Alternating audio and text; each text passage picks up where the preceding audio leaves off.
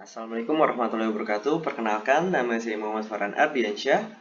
Saya biasa dipanggil Farhan. Saya merupakan mahasiswa Fakultas Psikologi Universitas Diponegoro. NIM saya 15.000.1211.40.195. Nah, pada pertemuan kali ini, saya akan membahas tentang karakteristik dan prinsip-prinsip ajaran Islam, persamaan, dan perbedaan dengan agama-agama lainnya. Yuk lanjut. Nah, ini saya membaginya menjadi 4 kategori. Yang pertama, karakteristik ajaran Islam. Yang kedua, prinsip ajaran-ajaran Islam. Yang ketiga, persamaan agama Islam dengan agama lain. Dan keempat, perbedaan agama Islam dengan agama lain. Yuk lanjut. Nah, karakteristik dulu ya. Jadi, seperti agama-agama lainnya, ajaran Islam ini memiliki karakteristiknya tersendiri. Dan karakteristiknya ini dibagi menjadi 4 bagian. Yang pertama, universal. Jadi arti dari universal ini diperuntukkan bagi seluruh alam semesta tanpa pengecualian dalam tempat, waktu, latar belakang, dan hal-hal sebagainya. Nah, yang kedua, sistematis. Hukum Islam ini saling terkait satu sama lain secara logis sehingga tidak bisa hanya melaksanakan sebagian dan meninggalkan sisanya. Nah, yang ketiga, elastis. Hukum-hukum Islam tidak memberatkan bagi pengikutnya. Dan keempat, realistis. Berpandangan real terhadap segala hal. Hukum-hukum Islam tidak memberatkan bagi pengikutnya.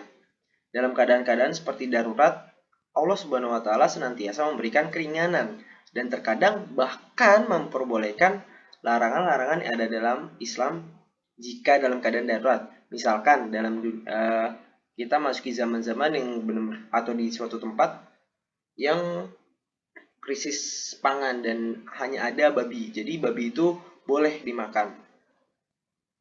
Nah, lanjut. Karakteristiknya berdasarkan konsepsi dalam bidang nih. Jadi ada 3 bidang. Bidang agama, sosial, dan politik. Kalau agama itu karakteristik Islam dalam bidang agama mengakui keberadaan pluralisme dan universalisme. Dan kedua, ada bidang politik. Karakteristik Islam di bidang politik bisa dikatakan fleksibel. Maksudnya yaitu Islam tidak menetapkan bentuk pemerintahan tertentu. Nah, ketiga ada bidang sosial. Karakteristik Islam di bidang sosial yaitu Islam mengajarkan manusia untuk hidup damai dan sejahtera. Nah, selanjutnya ada prinsip-prinsipnya nih. Yaitu ada prinsip tauhid, merupakan konsep monoteisme Islam yang mempercayai bahwa Tuhan itu hanya satu. Nah, jenis-jenisnya ada tauhid rububiyah, tauhid uluhiyah, dan ketiga tauhid asma wa sifat. Nah, ada manfaatnya juga nih dalam tauhid-tauhid itu, yaitu bagi kehidupan manusia ialah sebagai pedoman hidup yang dengannya umat manusia bisa terbimbing kepada jalan yang diridhoi Allah.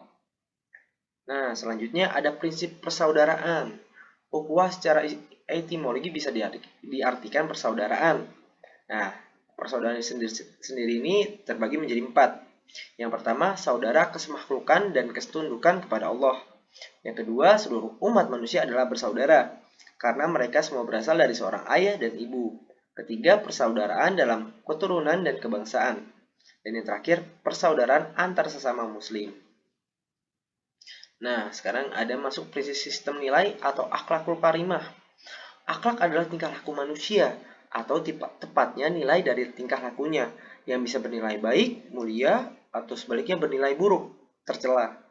Yang dinilai di sini adalah tingkah laku manusia dalam berhubungan dengan Tuhan. Nah, ada dan persamaan agama Islam dengan agama lain itu berkhitan atau disunat bahasa lainnya. Dan rukun iman kedua yang berarti iman kepada malaikat-malaikat Allah Subhanahu wa taala. Dan ketiga, mengajarkan untuk memandang suatu hal dengan benar. Dan keempat, mengajarkan tentang kebaikan. Nah, ini ada perbedaan ini. Tadi kan ada persamaan, sekarang perbedaan nih. Ya, kalau perbedaannya itu ada tujuan dakwah. Jadi tujuan dakwah agama Islam itu untuk kepentingan dunia dan akhirat. Dan juga untuk menyebarkan agama-agama Islam. Dan kedua, percaya satu Tuhan. Agama Islam hanya percaya Allah. Dan ketiga, tidak ada reinkarnasi. Jika dalam agama Hindu itu ada, tapi di Islam itu nggak ada. Jadi kita ini ketika mati nanti masuk ke yang kekekalan hidup yang abadi itu adalah di akhirat nanti. Mungkin sekian dari presentasi saya. Jika ada pertanyaan bisa langsung di komen aja. Terima kasih sudah mendengarkan dari awal sampai akhir. Saya Muhammad Farhan Ardiansyah. Dadah.